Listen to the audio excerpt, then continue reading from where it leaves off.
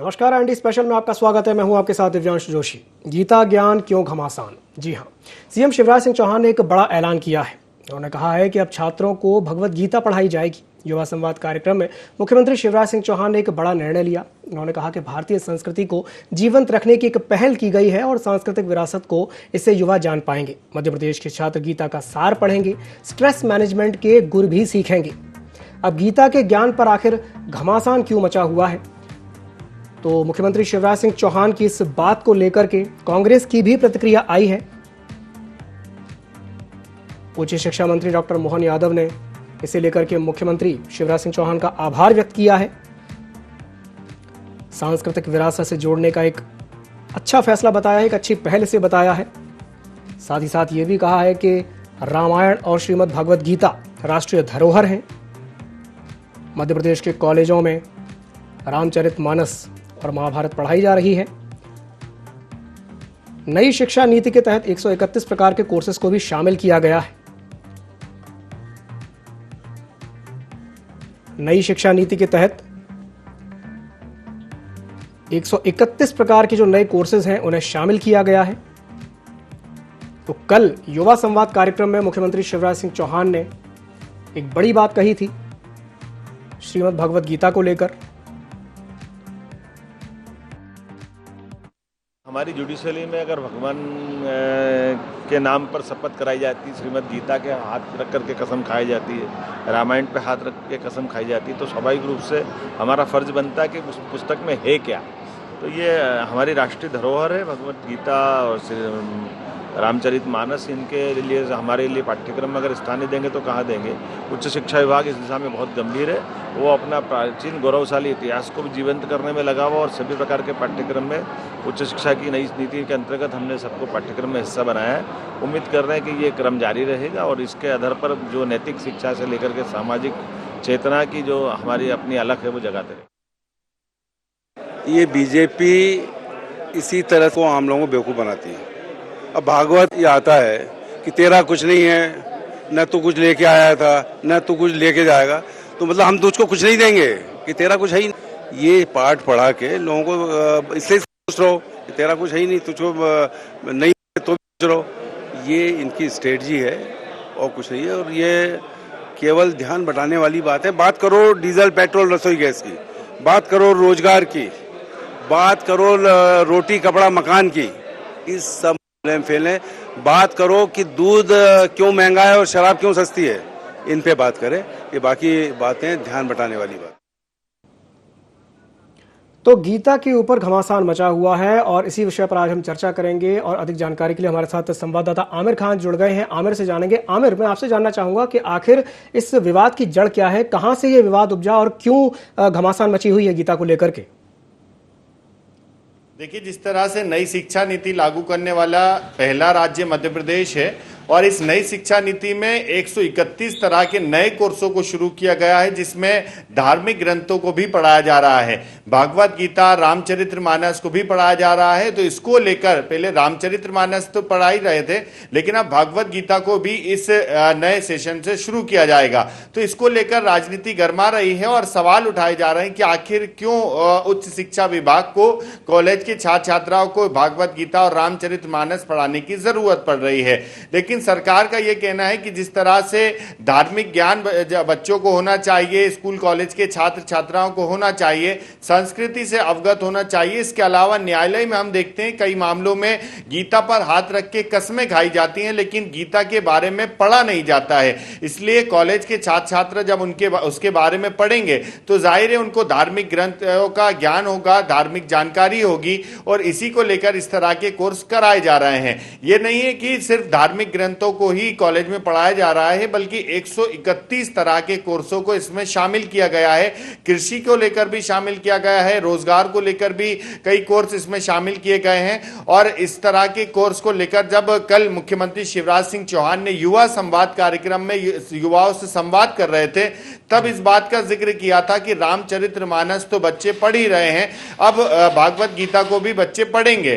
तो इसको लेकर यह बात शुरू हुई और कल मुख्यमंत्री ने जिस तरह से युवा संवाद कार्यक्रम में युवाओं से संवाद किया, उनसे चर्चा की, उनके जो सवाल थे उनके जवाब दिए, और शिक्षा से जुड़े हुए कई तरह के सवाल बच्चों के मन में थे, उसको लेकर चर्चा कर रहे थे। इसमें ये बात सामने आई तो कांग्रेस भी सवाल खड़े कर रही है कि आखिर ये भागवत गीता और रामचरितमानस कॉलेज में क्यों पढ़ाया जा रहा है।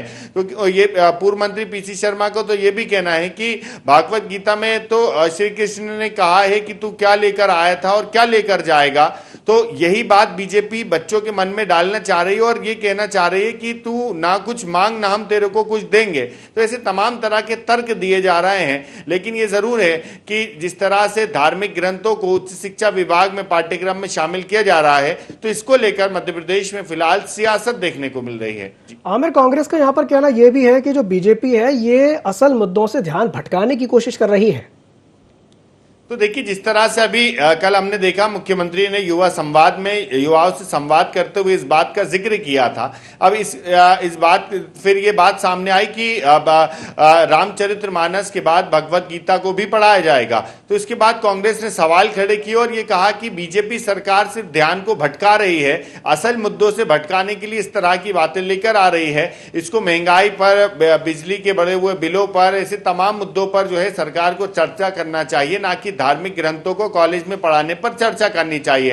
हालांकि सियासत है और जब सरकार कुछ कदम उठाती है तो जाहिर है विपक्ष में बैठी हुई पार्टी इस तरह के सरकार के फैसलों पर सवाल खड़े करती है, वो सवाल खड़े करते हुए नजर भी आ रही है। जी आमिर, यहाँ पर एक बड़ा सवाल ये भी है कि गीता को शामिल करने से वास्तव में फायदा किसका होगा? पार्टी विशेष का फायदा होगा, छात्रों का फायदा होगा, समाज का फायदा होगा, किसका फायदा होगा?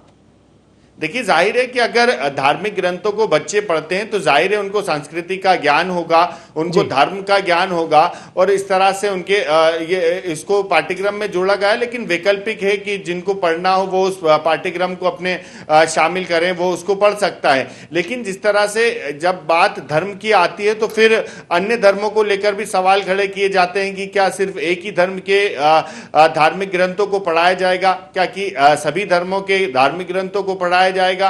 ऐसे तमाम तरह के सवाल हैं और यही सवाल उठाए जा रहे हैं राजनीतिक दलों में। बिल्कुल आमिर, तमाम तरह के सवाल हैं और यही सवाल उठाए जा रहे हैं। इस बीच में हमारे साथ एक मेहमान जुड़ गए हैं, हमारे साथ संदीप पौराणिक वरिष्ठ पत्रकार जुड़ गए हैं। संदीप जी, बहुत बहुत स्वागत है आपका IND24 में। जी संदीप जी, मेरा आपसे सवाल ये है कि गीता को सिलेबस में शामिल किया जा रहा है तो इससे वास्तव में फायदा किसका है? क्या बीजेपी का फायदा है? बीजेपी का कहने से छात्रों का फायदा होगा, किसका फायदा होगा? देखिए, छात्रों का ज्ञान बढ़ेगा, जो परंपराएं चली आ रही है गीता के बारे में जो हम सुनते हैं वो लोग जान सकेंगे कि कृष्ण क्या थे, अर्जुन का क्या था रोल, तमाम चीजें जान सकेंगे। लेकिन आप फायदे की जो बात कर रहे हैं, वर्तमान दौर में राजनीतिक तौर पर फैसले लिए जा रहे हैं, आपको ये समझना होगा। सरकार जिसकी रहती है वो अपने तरह से फैसले लेती है। ठीक है, वो कह सकते हैं कि छात्र का ज्ञान वर्धन होगा, तमाम चीजें होंगी, उन्हें लाभ होगा, उनकी सोच विकसित होगी। लेकिन दूसरा पक्ष ये भी है कि क्या हम गीता के साथ और दूसरे धर्म ग्रंथों का भी समायोजन कर रहे हैं? बिल्कुल। क्योंकि कॉलेज में जो बच्चे जाते हैं वो सभी धर्मों के जाते हैं, तो क्या उस तरह का भी कोई योजना है सरकार की? मेरा ये मानना है कि इस तरह की घोषणाएं करने से पहले विचार होना चाहिए, साथ ही यह भी स्पष्ट किया जाना चाहिए क्या और धर्मों से जुड़ी चीजों को भी पाठ्यक्रमों में समायोजित किया जाएगा। नहीं तो फिर वही बात आती है कि बीजेपी का एजेंडा है हिंदुत्व का, हिंदू धर्म उनका एजेंडा है, वो अपने एजेंडे को शिक्षा में शामिल कर रहे हैं। अगर यही बात एक चर्चा के बाद तमाम धर्म गुरुओं के साथ बैठ के, तमाम समाजों के बुद्धिजीवियों के साथ बैठ के कही जाती तो कहीं भी कोई भ्रम की स्थिति पैदा नहीं होती। लेकिन अगर एक बात कहनी पड़ेगी कि सरकार का जो फैसला है वो कहीं ना कहीं भले ही एक वर्ग के लिए से जुड़ा हो, लेकिन गीता के बारे में कहा जाता है कि ये कोई धार्मिक वैसा ग्रंथ नहीं है, ये एक मार्गदर्शक ग्रंथ है। तो लाभ तो मुझे लगता है धर्म, ये धार्मिक ग्रंथ नहीं है बल्कि मार्गदर्शक ग्रंथ है। संदीप जी हमारे साथ बने रहिए। इस बीच में हमारे साथ दो मेहमान जुड़ गए हैं, हमारे साथ कांग्रेस से जुड़ गए हैं ब्रजभूषण नाथ जी। ब्रजभूषण जी बहुत बहुत स्वागत है आपका IND24 में। और बीजेपी से हमारे साथ जुड़ गए हैं चेतन सिंह जी। चेतन जी आपका भी बहुत बहुत स्वागत है IND24 में। चेतन जी, मेरा सवाल पहले आपसे है। मेरा सवाल आपसे यह है कि कांग्रेस का कहना यह है कि बीजेपी ध्यान भंग यानी कि ध्यान भटकाने के लिए इस तरह के मुद्दे बार बार लेकर के आती है कि जैसे गीता को सिलेबस में शामिल किया जाए। आप इस बात से कितना इत्तेफाक रखते हैं? अगर भारतीय जनता पार्टी भागवत गीता की बात करती है, रामचरितमानस की बात करती है, हिंदुत्व की बात करती है, भारतीयता की बात करती है, वंदे मातरम की बात करती है, भारतीय जनता पार्टी इस राष्ट्र के परम वैभव की बात करती है, इसमें लोगों को अगर सांप्रदायिकता नजर आती है तो उनका अपना दृष्टिकोण है, ये नजरिया ठीक नहीं है ना। अब उनका दृष्टिकोण किस लिए है, ये सर्वविदित है, क्योंकि उनका तो दृष्टिकोण है वोट का एक अपने वर्ग को संतुलित करके रखना, उनकी आस्था बने रहे, उनके साथ बने रहें, इसलिए वो उसकी आराधना करते रहते हैं। भाई अल्पसंख्यकों को तुष्टीकरण की राजनीति इस देश में कौन लेकर के आए? हमारे एजेंडे में तुष्टीकरण नहीं है, हमारे एजेंडे में जो हमारे अपने विश्व में भारत एक ऐसा देश है जिसको माँ के नाम से जाना जाता है, तो माँ क्यों कहते हैं, माँ क्यों आवश्यक है? भगवान वो कृष्ण इस धरती पर आए। बिल्कुल ब्रजभूषण जी बिल्कुल बिल्कुल संदीप जी, आप चेतन जी आपने बिल्कुल सही कहा। ब्रजभूषण जी से मैं प्रतिक्रिया लेना चाहूंगा। ब्रजभूषण जी, उन्होंने कहा कि तुष्टीकरण की राजनीति कौन लेकर के आया, क्या कहेंगे इस पर? दिव्यांशु, जो मैं चेतन जी से पूछना चाहता हूं कि मध्य प्रदेश में हमारी जो मध्य प्रदेश में शिक्षा की नीति और शिक्षा का स्तर है वो पूरे देश में 19वें स्थान पर है। सबसे ज्यादा दयनीय स्थिति हमारे मध्य प्रदेश में स्कूल एजुकेशन डिपार्टमेंट की है। बच्चों को 7वीं क्लास बच्चों को अपना नाम लिखना नहीं आता। मध्य प्रदेश के ग्रामीण अंचल बच्चों के जो स्कूल छात्रावास हैं वहां पे आप कभी भी जाकर, चेतन जी आप जाके देख सकते हैं, उस जगह पे आप गीता और संस्कृत का ज्ञान देना चाह रहे हैं, अच्छी बात है, लेकिन सबसे पहले जो शहर है इंदौर, भोपाल, ग्वालियर, इन जो मिशनरी स्कूल है, जो अंग्रेजी माध्यम के स्कूल है, सबसे पहले वहां पे आप इस नियम को लागू करवाइए। और जो भारतीय जनता पार्टी के हिंदुत्व की जो बात करते हैं, वो बच्चे जो अंग्रेजी माध्यम में सबसे ज्यादा शिक्षा ग्रहण कर रहे हैं, सबसे पहले उनको रोकने का प्रयास करिए। इसीलिए मध्य प्रदेश नहीं पूरे देश में केरला का जो शिक्षा का स्तर है पूरे विश्व में जाना जाता है, इस भारत में वो नाम रोशन कर रहा है। और मध्य प्रदेश का जो विश्व में शिक्षा का स्तर है वो आपके सामने डाटा, जो नीति आयोग का डाटा है वो आप देख सकते हैं। अब रही बात गीता की और संस्कृत की, तो ये जो स्तर है, आपके जो कार्यकर्ता है ये घर घर जाके उनको शिक्षा का ज्ञान दें, गीता पढ़ाएं, उनको रामचरितमानस पढ़ाएं, उनको हनुमान चालीसा पढ़ाएं, सब पढ़ाएं, उसमें हमें कोई आपत्ति नहीं है। लेकिन जहां शिक्षा में जहां पे 42,000 शिक्षकों के पद खाली हैं, उसकी बात ना करते हुए हम ये पढ़ाएंगे, जहां बच्चा अपना नाम नहीं लिख पाता, 2 का पहाड़ा नहीं पढ़ पाता, आप आज संस्कृत पढ़ाने की बात करेंगे। मेरा आपसे एक सवाल यहाँ पर यह भी है कि बीजेपी ये कह रही है कि इससे स्ट्रेस मैनेजमेंट में बच्चों को मदद मिलेगी, जो छात्र हैं कॉलेज के उनको स्ट्रेस मैनेजमेंट में मदद मिलेगी, तो इससे आपको आपत्ति क्यों है? हमें आपत्ति नहीं है। हमें आपत्ति क्या है? हम तो कह रहे हैं आप तो पूरे जो मिशनरी स्कूल में सब पे भगवा कलर का झंडा लहरवाइए, आप आदेश जारी करिए ये, लेकिन मध्य प्रदेश की जो मासूम जनता है उसको बरगलाने का काम मत करिए।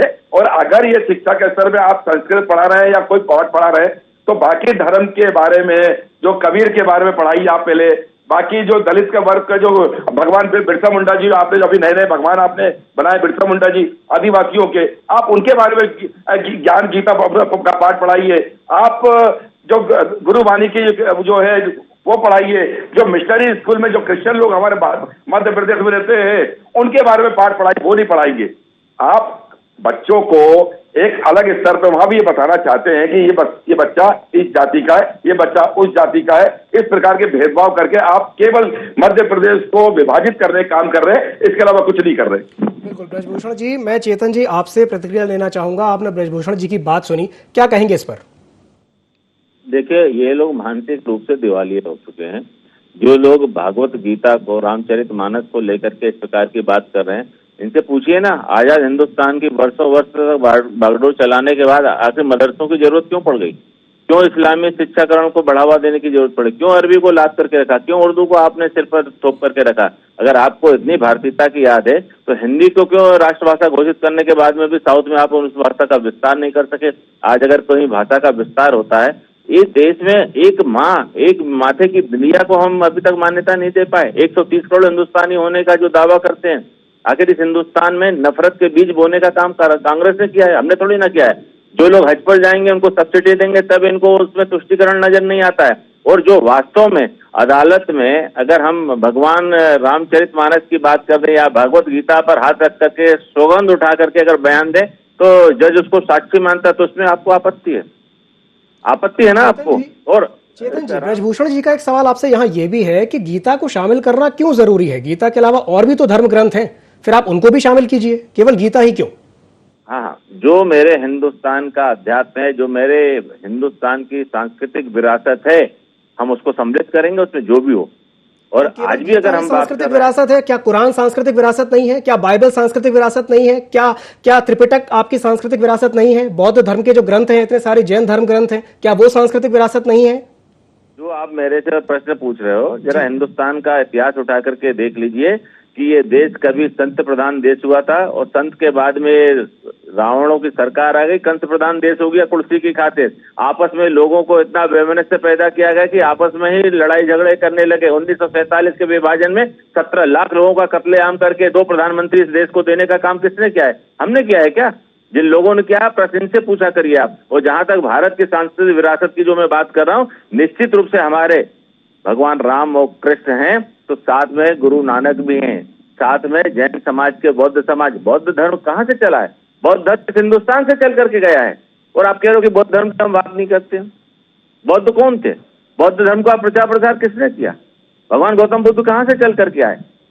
ये बातें कहने में, सुनने में अच्छी लगती हैं। इन सारी बातों के पीछे मुख्य रूप से इनका एजेंडा जो है वो मुस्लिमों के वोटों की राजनीति है, ईसाइयों के वोटों की राजनीति, तुष्टीकरण है। ये उनका भला नहीं चाहते, ये उनको बर्बाद करने पर टिके हुए हैं। और यही कारण है कि कांग्रेस के नेता कमलनाथ जी ने जब सारी घोषणाएं की कि हम हनुमान चालीसा का पाठ करेंगे, हनुमान जयंती मनाएंगे, हम नवरात्र मनाएंगे, तो देखिए उनके विधायकों का छुपा हुआ एजेंडा किस तरह से है। और अपने अध्यक्ष अपनी पार्टी का विरोध करने पर उतारू हो गए। तो ओवैसी के बोल बोलने वाले इस मध्य प्रदेश की धरती पर भी हैं और हिंदुस्तान के यत्र सर्वत्र फैले हुए हैं। यही तो सब ठीक करना है। विचारों के साथ परिवर्तन इस हिंदुस्तान में आए, यही काम योगी जी और यही काम मोदी जी कर रहे हैं। और हम चाहते हैं कि विचारों का परिवर्तन जन जन तक पहुंचे, सारे हिंदुस्तान को लगे कि हिंदुत्व क्या है, हिंदुत्व आवश्यकता क्यों है। अगर हिंदुत्व और हिंदुत्व का विचार अगर इस धरती से आप खत्म कर दोगे ना, तो जैसे टुकड़े टुकड़े करके मुस्लिमों के देश आपस में कर रहे हैं और जिस प्रकार की वहां पर विसंगतियां हो रही, जिस प्रकार की अशांति, जिस प्रकार का आतंकवाद वहां पर देखने को मिल रहा है, वही उग्रवादी हिंदुस्तान की धरा पर भी देखने को आपको मिलेगा। जी चेतन जी, ब्रजभूषण जी, अभी अभी उन्होंने एक शब्द का उपयोग किया, तुष्टीकरण की राजनीति। क्या कहेंगे इस पर? वो कह रहे हैं कि आप तुष्टीकरण की राजनीति करते हैं। दिव्यांशु जी, कांग्रेस की विचारधारा सब के साथ सबके विकास की है। और जो जाति धर्म है, जितने भारत में समावेश, भारत से कश्मीर से कन्याकुमारी जितनी जाति है, जितने समाज है, कांग्रेस उसके साथ कभी भेदभाव नहीं करती, सबको साथ में लेके चलती है। रही बात रामचरितमानस की, जिसकी ये बात कर रहे चेतन भाई हमारे, उनसे ये पूछिए कि रामचरितमानस गोस्वामी तुलसीदास की सबसे पहले 12 हिंदुओं ने बजाई और बेचारे ने मस्जिद में बैठकर रामचरितमानस लिखी। आप पढ़िए पहले रामचरितमानस के बारे में अवध में लिखने पर भारतीय जनता पार्टी के और हिंदुओं ने सबसे पहले 12 बजाई गोस्वामी तुलसीदास जी की। संत कबीर की इनने 12 बजाई। साहब, इनके बारे में क्या बात? ये इनके साथ ये है, जो इनका झंडा उठाएगा वो हिंदू है और जो भारत के संविधान की रक्षा करेगा वो मुसलमान है। ये इस प्रकार की भाषा का उपयोग करके इस देश को बांटने के अलावा कुछ नहीं कर। मैं अभी आपसे कह रहा हूं ना कि मध्य प्रदेश में शिक्षा का स्तर 19वें नंबर पे है पूरे भारत में। हम उस शिक्षा के स्तर को सुधारने की बात नहीं कर रहे। 41,000 पद शिक्षा विभाग में अभी भी खाली पड़े हैं, हम उसके सुधारने की बात करना नहीं चाहते। मध्याह्न भोजन बच्चों को मिल नहीं रहा, हम उसकी बात करना नहीं चाहते। मध्य प्रदेश में शिक्षा का स्तर को किस तरह गर्त में ले जा रहे हैं, हम उसकी बात करना नहीं चाहते। मध्य प्रदेश में शिक्षा लोग पढ़ाना चाहते नहीं बच्चों ग्रामीण क्षेत्र में, हम उसकी बात करते नहीं है।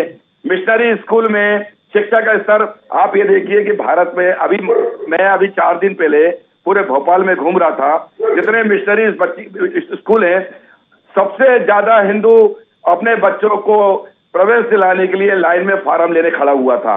इंग्लिश मीडियम में उनको पढ़ाएंगे और गरीब बच्चों को हम हिंदी स्कूल में गीता ज्ञान का पाठ पढ़ाएंगे। और बाकी जगह जहां बाइबल पढ़ाई जाती है उस स्कूल में हिंदू के बच्चों को सबसे ज्यादा पढ़ाया जाता है।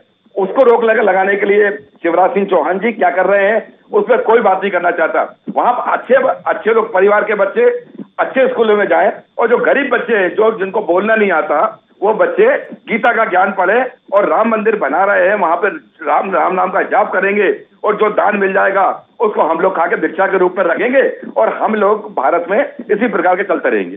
जी ब्रजभूषण जी, हमारे साथ एक और मेहमान जुड़े हुए हैं, संदीप पौराणिक जी हमारे साथ जुड़े हुए हैं। संदीप जी, मैं आपके पास आना चाहूंगा और आपसे जानना चाहूंगा कि इसके पीछे तर्क ये दिया जा रहा है कि इससे स्ट्रेस मैनेजमेंट में मदद मिलेगी। आप इस बात से कितना इत्तेफाक रखते हैं? क्या वाकई में स्ट्रेस मैनेजमेंट से मदद मिलेगी? देखिए, गीता ये कहती है कि व्यवस्थित प्रबंधन की बात उसमें की गई है जी, ठीक है, और मैं इससे सहमत भी हूँ। लेकिन सवाल यह है कि गीता को हिंदू धर्म का हिस्सा माना जाता है, उसे धार्मिक ग्रंथ के तौर पर नहीं कहते हैं। लेकिन सवाल यह है कि इस तरह के फैसले क्या समाज में बंटवारा पैदा नहीं करते? इस पर भी गौर होना चाहिए। बिल्कुल। मैं ये कहता हूं कि आप, अच्छी बात है गीता को पढ़ाया जाएगा, लेकिन गीता के साथ और भी लोग हैं ना। जब हम बहुत सी चीजों को एक तरफा करने लगते हैं तो सवाल उठते हैं। जैसे बीजेपी पर सीधा आरोप लगता है कि वो एक वर्ग या बहुसंख्यकों की बात करती है, और कांग्रेस पर आरोप लगता है कि वो अल्पसंख्यकों की बात करती है। मैं कहता हूं कि अल्पसंख्यक परस्त अगर इस देश में सत्ता में रहेंगे तो क्या बहुसंख्यक किनारे हो जाएगा, और बहुसंख्यक सत्ता में रहेंगे तो क्या अल्पसंख्यक किनारे हो जाएगा।